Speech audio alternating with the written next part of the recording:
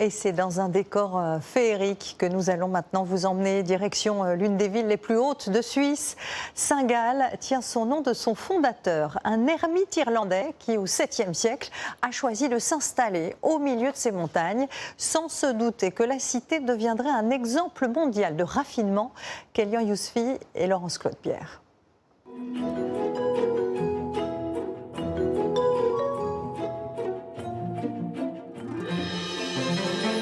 Notre week-end sera sous la neige, qui s'amoncelle dans les allées, sert de jeu pour enfants, dans une cité au pied des Alpes.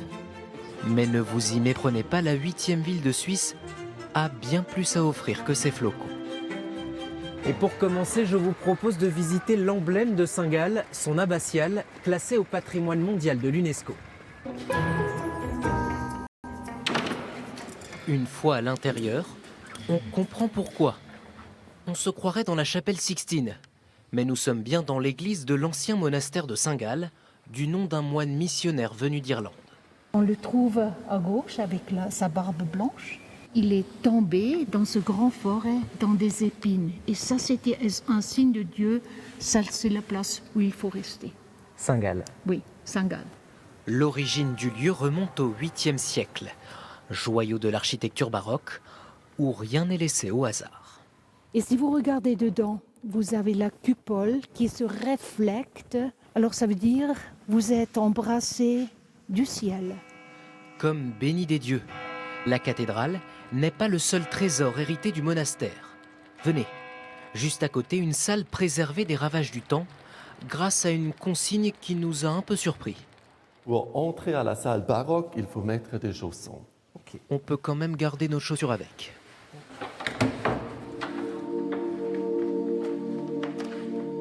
Sommes-nous dans la plus belle bibliothèque au monde, elle aussi inscrite au patrimoine mondial de l'UNESCO. Il a fallu 10 ans pour la bâtir, au siècle des Lumières. C'est de la littérature ecclésiastique. Pas moins de 30 000 ouvrages, la plupart du 18e, si précieux qu'on ne peut pas tous les ouvrir. Tous ont été consultés et indexés par les moines d'une façon plutôt ingénieuse. Donc ici, on a les livres sur les étagères.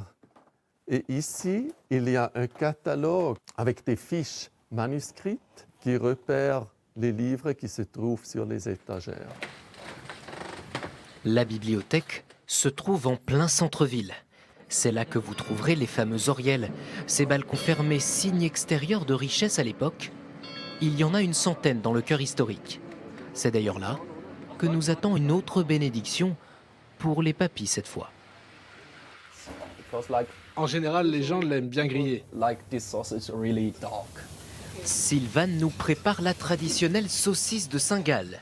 Sa recette n'a jamais changé en 500 ans. Du porc, du lait et surtout du veau. Elle doit être composée d'au moins 50% de veau pour être considérée comme la saucisse de Saint-Gall. Avec en accompagnement une sauce à l'oignon et un rösti, des pommes de terre grillées avec du beurre. Délicieux. Pour une vingtaine d'euros environ, vous trouverez ce plat un peu partout dans la ville. Mais Saint-Gall, c'est aussi casser la tradition. Allez, maintenant direction la place rouge. Qui, comme son nom l'indique, est une place rouge. Ça, c'est un grand quartier d'affaires. Une artiste suisse voulait égayer Saint-Gall, lui donner de la couleur. Le moindre mobilier fut ainsi recouvert par ce granulé de caoutchouc. Pour le pique-nique, en été, quand il fait beau, alors vous avez une table, vous avez des bancs, vous avez même des sofas. Bon, question confort, ça vaut pas un vrai canapé, mais au moins c'est design. On a même poussé le souci du détail assez loin, comme sur cette fausse voiture de luxe. Si vous regardez, il y a là une amende. Et ça depuis 20 ans. Aujourd'hui, ça doit faire cher. Oui, ça devient cher. Et allez savoir pourquoi ce jour-là, nous n'avons croisé que des voitures rouges. Encore une voiture rouge. Mais quittons les grosses voitures et enfilons notre maillot de bain. Direction le plongeoir. Problème, il ne donne pas vraiment sur le grand bassin. Nous sommes dans une ancienne cantine militaire transformée en hôtel-restaurant. Une ambiance presque studieuse et des chambres moins austères qu'au début du XXe. C'est pas tout à fait lié au carré, mais il n'y a rien qui dépasse. Comptez environ 150 € la nuit, c'est plutôt bon marché pour la Suisse. Et le prix comprend même certains avantages. Car votre réservation donne droit à ce pass. Transport en commun gratuit pendant toute la durée du séjour. Nous prenons le bus pour nous rendre au musée du textile non loin. C'est par ici. Car Saint-Gall est mondialement célèbre pour sa broderie depuis le 19e siècle. À l'époque, une technique de broderie a été mise au point pour imiter de la dentelle. Une broderie vue depuis comme un produit luxueux, parfois même plus prisé que la dentelle traditionnelle. Un bijou de précision. Des grandes marques de luxe comme Chanel ou Dior se l'arrachent. La reine d'Angleterre ou encore Michelle Obama l'ont porté, comme sur cette tenue à l'investiture de son époux. Et ces habits de prestige donnent des idées à certains. Tu sais déjà quel modèle tu vas prendre? J'en ai aucune idée. Dans ce lieu, vous pouvez laisser libre cours à votre imagination. Crayon de couleur, calque à motif, c'est parti. Dessinons notre propre modèle, quel que soit le talent.